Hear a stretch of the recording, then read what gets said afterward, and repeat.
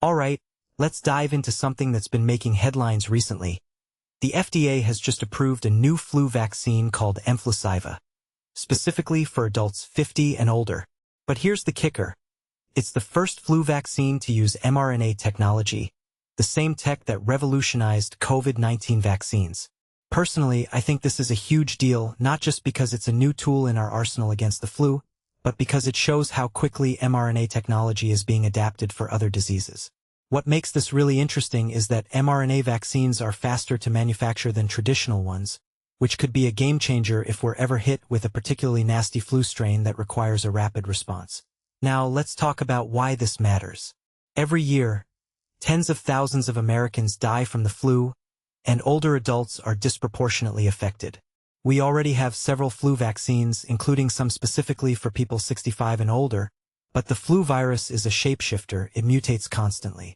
This new mRNA vaccine could give us an edge in that arms race. From my perspective, it's not just about having another option. It's about having a more flexible and responsive one.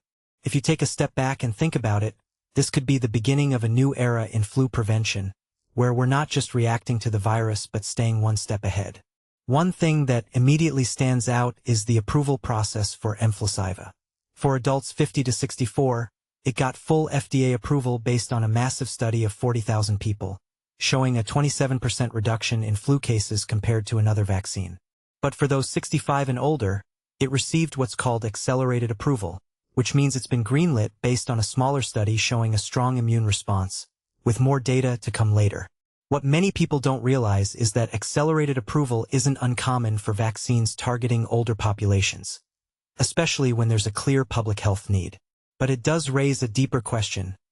How do we balance speed and safety when it comes to new medical technologies? A detail I find fascinating is the side effects reported in Moderna's data. The shot caused some temporary reactions like injection site pain, fever, and headaches, which were slightly more common than with traditional flu vaccines. Personally, I think this is worth noting but not alarming. Most vaccines come with some side effects, and these seem to be in line with what we've seen before.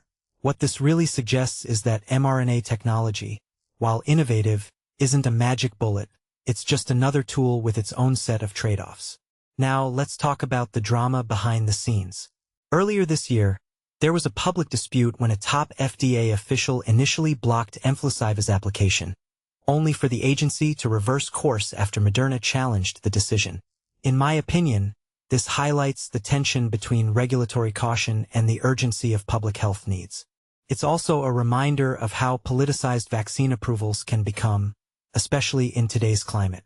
What makes this really interesting is that the FDA's independent advisory panel ultimately unanimously recommended approval, which shows that, despite the drama, the science spoke for itself. If you take a step back and think about it, this vaccine approval is part of a bigger trend. mRNA technology is no longer just a COVID-19 success story. It's becoming a platform for tackling other diseases. From my perspective, this is just the beginning. We're likely to see more mRNA-based vaccines in the coming years, and that could fundamentally change how we approach infectious diseases. But it also raises questions about accessibility and public trust. Will everyone be on board with this new tech? And how will it be distributed globally? Closing thought. mFlusiva isn't just another flu vaccine. It's a sign of where medicine is headed. It's faster to produce, potentially more adaptable, and built on technology that's already proven its worth. But it also comes with questions about safety, approval processes, and public perception. Personally, I'm excited to see how this plays out, but I'm also curious about what you think. Is this the future of vaccines, or just another step in the right direction? Let me know in the comments below.